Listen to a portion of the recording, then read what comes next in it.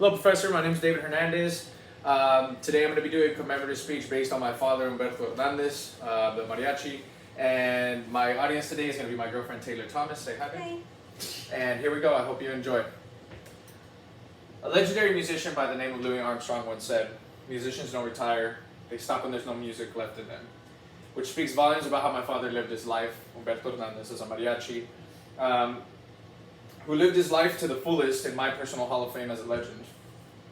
Although my father has passed, his warm spirit and infectious smile just always impacted so many people while he was living as well as after he passed. I remember the day he passed, or a week after he passed, looking at his newsfeed on Facebook and seeing various strangers that I had never met in my life, but people that were connected to the mariachi community, commenting like gratuitous messages about how he was such a great mentor, a friend, or just a great family member in general, just a great person. And it was amazing to see that he didn't impact just the small circle that I knew about. My father was always with his guitar. That was a real character trait of his. Was always either always had it in his trunk of his car or strapped over his shoulder when he had his mariachi suit on.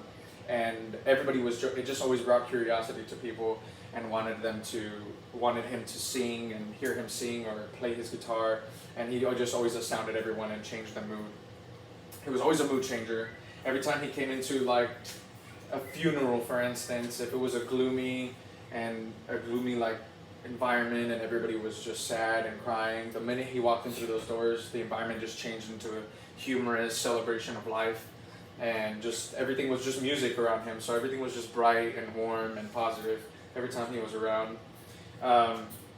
You could see on his face that he had a very hard life, but every wrinkle on his face also was like explained the translucent past of how he had a lot of humor. The crow's eyes on his feet spoke volumes about how he used to laugh so much and how much he laughs in his life and laughed in his life.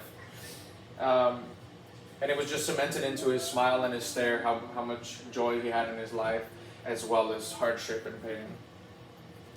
My father was a professional musician at the age of 10, traveling with my grandfather's mariachi, Los Galleros, across the states, and was fortunate enough to portray the happiness and joy that people experience whenever he was performing around them. He was fortunate enough to also be one of the first mariachis and Latin Americans to perform in the happiest place on earth, which is known as Disneyland, of course.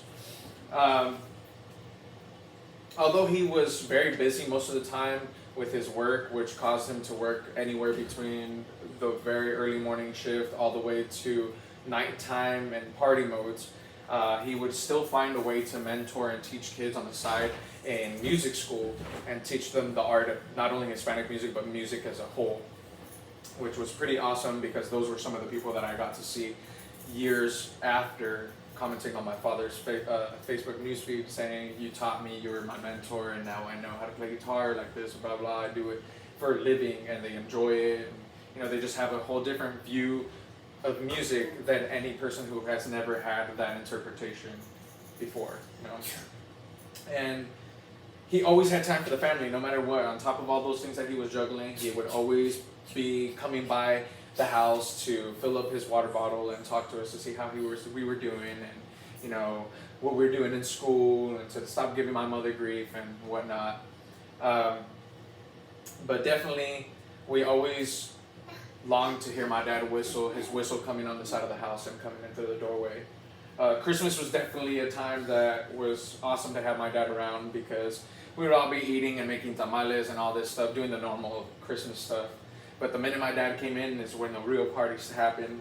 The adults, forgot about parent mode for a second and tried to relax, drank their tequila and started singing his mariachi songs loud as hell, probably annoying the neighbors until like 2 in the morning.